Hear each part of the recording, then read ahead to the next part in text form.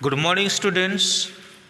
This is Mr. Titus from Salem classes, and today I'm going to discuss with you the chapter is called the third chapter, and the chapter name is Ranga's marriage.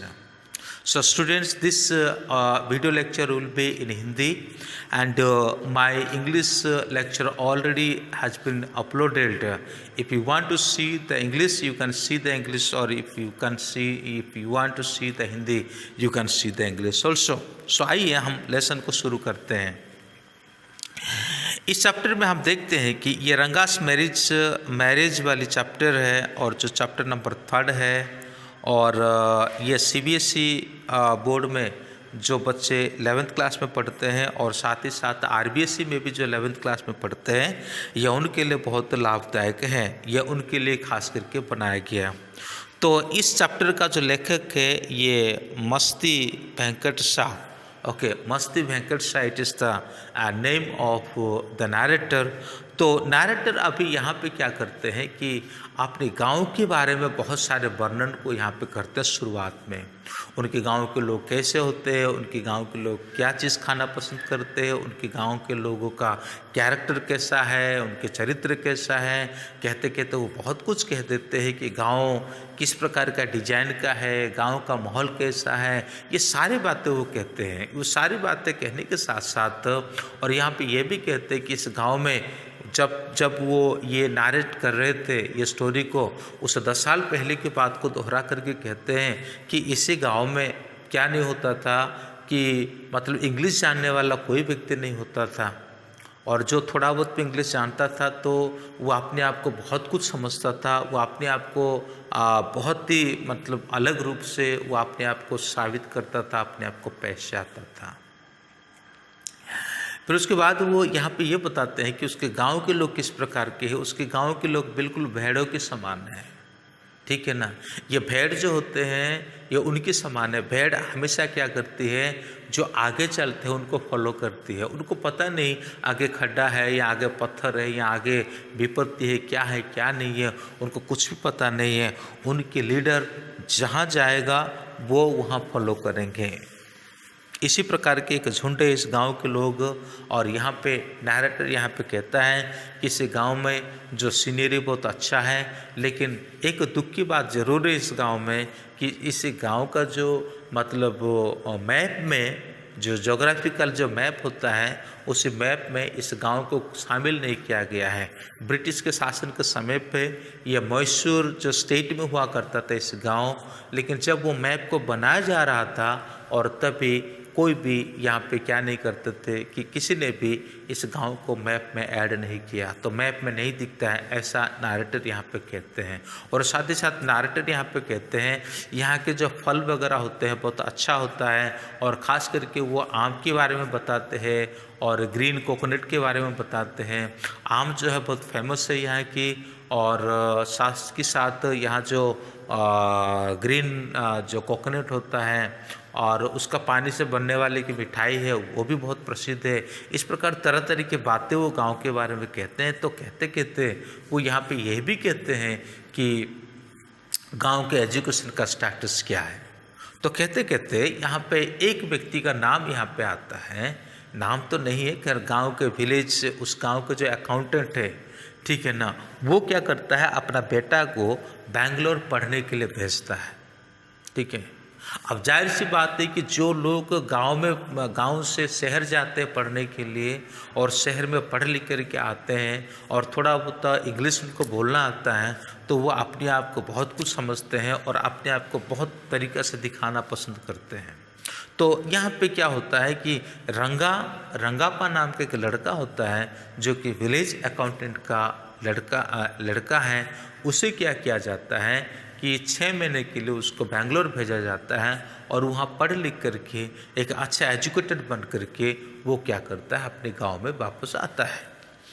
जैसे वो गांव पे वापस आता है तो गांव में एक प्रकार का क्या होता है कि चारों ओर एक प्रचार प्रसार हो जाता है कि रंगापा आ गया। तो जैसे ये सारे बातें डोर टू डोर लोग ये बातें बोलते जाते हैं, और तभी क्या होता है कि रंगापा को मिलने के लिए बहुत सारे लोग वहाँ पे आ जाते हैं उसको मिलने के लिए।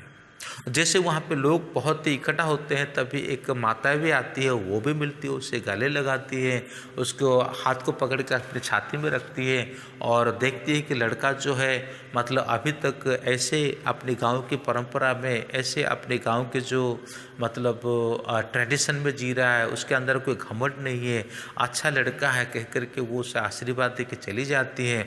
और नैरेटर अभी देखते देखते वो भीड़ को देखते हैं, और जैसे वो भीड़ को देखते हैं तो उनको ऐसा लगता है कि भाई यहाँ पे कोई मंकी प्लेइंग वगैरह हो रहा है और इसलिए यहाँ पे भीड़ है, ठीक है ना, इसलिए यहाँ पे भीड़ है। ये सोच रहे हैं, ये देख रहे हैं, और देखने के बाद फिर क्या करते हैं, वहाँ पे चले जाते हैं। जैसे वहाँ पे जाते तो देखते हैं कि यहाँ और कोई नहीं है, बल्कि उनके गांव के रंगापाई है। उसको मिलने के लिए लड़के लोग, गांव के लोग आए हैं, जिसकी मैं पहले बताया कोई सिटी में रहता है, पढ़ता है, अगर काफ़ी दिनों के बाद आता है छुट्टी मनाने के लिए, यहाँ पढ़ाई पूरी करके आता है, तो बहुत से लोग जाते हैं उसे मिलने के लिए। ये स्वाभाविक सी बात है, और ऐसा ही यहाँ पर हुआ है। जैसे नैरेटर उसको कहता है कि बेटा तो कैसा है, तो वो प्रणाम करता है। दूसरे लड़के जैसे घमंड करके हेलो हाय बाय करके भिन्न भिन्न प्रकार के एक्शन को दिखाते हैं, वो ऐसा कुछ नहीं करता, बल्कि बड़ी नम्रता पूर्वक वो क्या करता है, उनको प्रणाम करता है, उनको नमस्कार करता है। नमस्कार करने के बाद फिर उनको प्रणाम भी करता है। इस बात से नैरेटर जो है काफ़ी प्रभावित हो जाते हैं, काफ़ी खुश हो जाते हैं, उसको आशीर्वाद देके कहते हैं कि जल्दी तेरी शादी हो जाए, है ना, जल्दी तेरी शादी हो जाए। ये कहने के बाद थोड़े वक्त वो बातचीत करते हैं, पूछता है कि बेटा तू कैसा है, कैसा तेरे वहाँ का समय बीता है। तब वो कहता है कि आपके आशीर्वाद से सब कुछ सही है। जब वो शब्द आपके आशीर्वाद से सब कुछ सही है, ये शब्द जो उसने सुना है, और ये शब्द उनको और भी मतलब हैप्पी करता है, और भी उनको खुश करता है। फिर उसके बाद दोपहर के टाइम की बात होता है। दोपहर के टाइम पे रंगा जो है अपने घर के सामने आया हुआ होता है। एक महिला जो है लकड़ी का बंडल लेकर के उसके घर में रखती है, और उसका 5 रुपया होता है। वो लकड़ी का बंडल का जो कीमत है 5 रुपये का होता है। और तभी किसी रूप से उसको वो खुले नहीं होते, तो वो इंग्लिश में कहता है कि मेरे पास चेंज नहीं है। तो वो जो चेंज नाम का जो इंग्लिश शब्द है, वो शब्द उस महिला को समझ में नहीं आया। तो महिला कुछ कह करके चली जाती है, और ये दृश्य जो है नैरेटर देखा, और नैरेटर देखने के बाद फिर उससे जा कर के मिलता है। मिलने के बाद उससे पूछता है, तो सारा घटना वहाँ पे पता चलता है।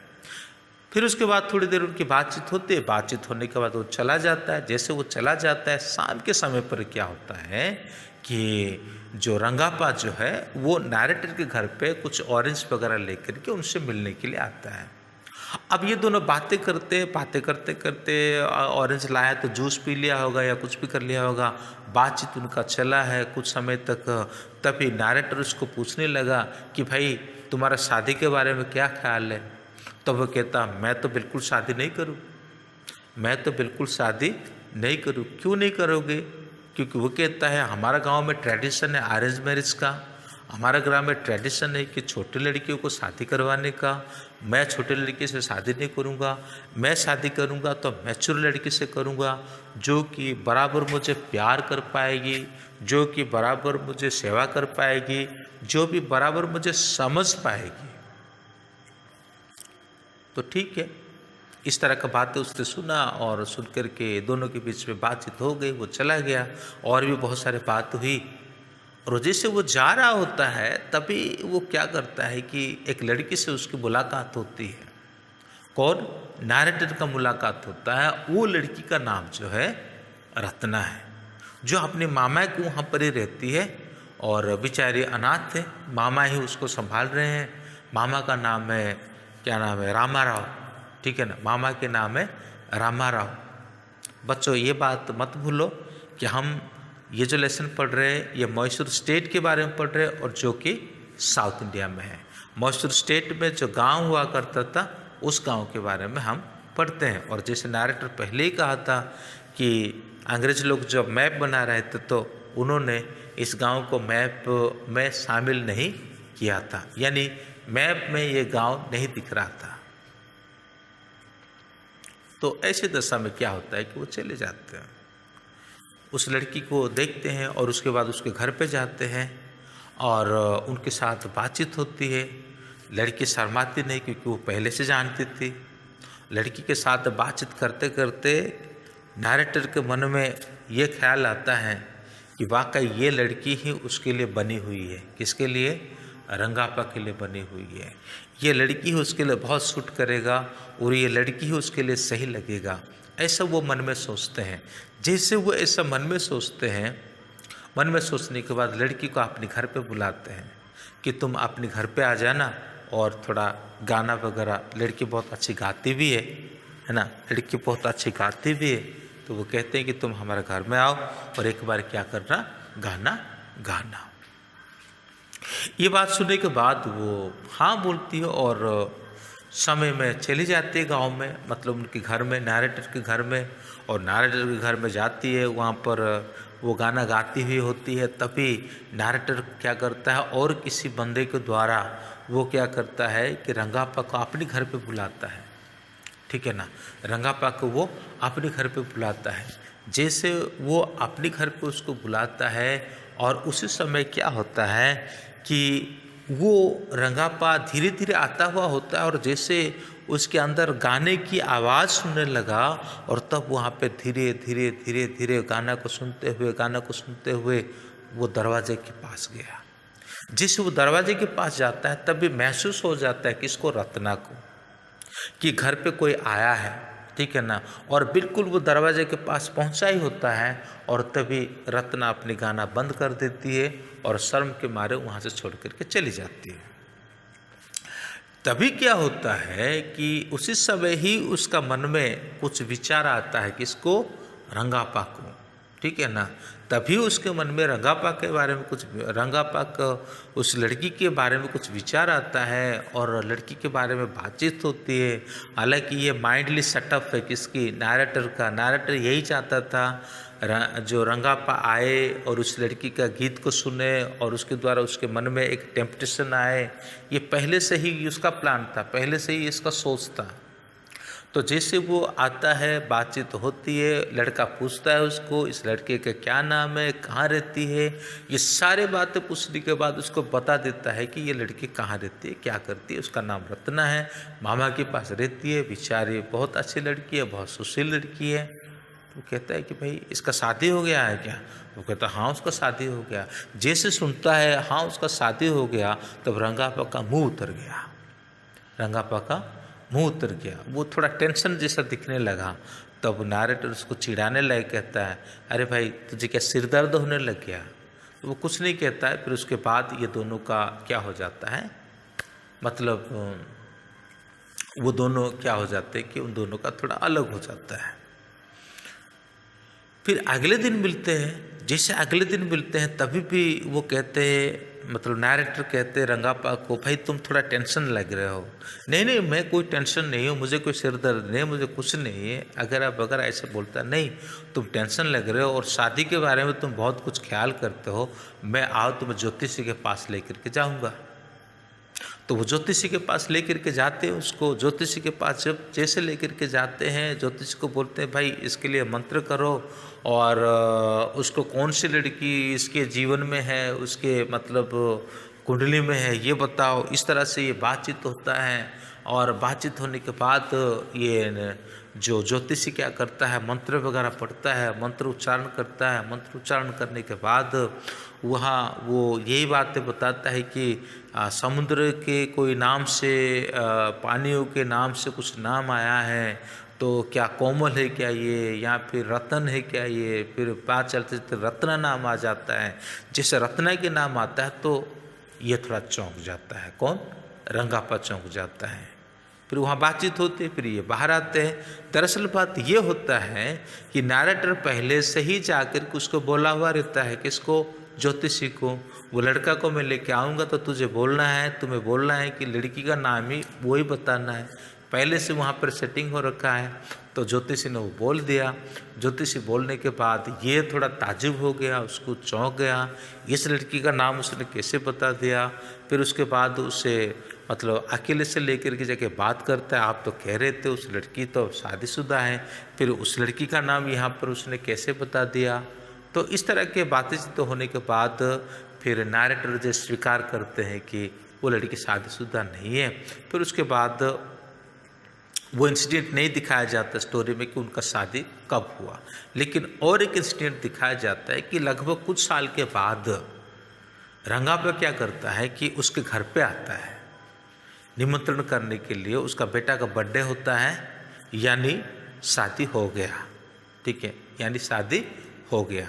उसका बेटा का बर्थडे का टाइम आता है और तभी और रंगाप्पा जो नैरेटर को बुलाता है और डिनर के लिए, और नैरेटर उसको पूछते हैं कि तुमने उस लड़का का नाम क्या रखा, तब वो कहता है मैं उस लड़का का नाम श्यामा रखा हूँ।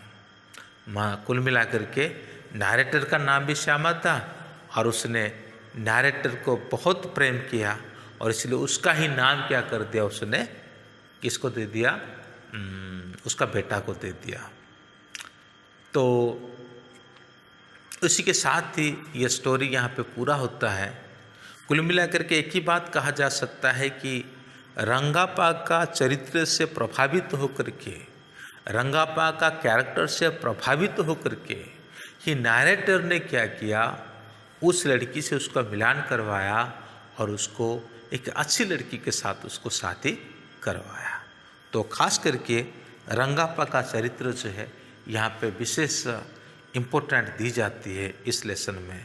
तो उम्मीद करता हूँ सबको अच्छा लगा होगा वीडियो, और मैं फिर से रिक्वेस्ट करता हूँ अभी तक अगर आपने सब्सक्राइब नहीं किया है तो कृपया करके सब्सक्राइब करें और बेल आइकन को भी दबाएं। Thank you, may God bless you.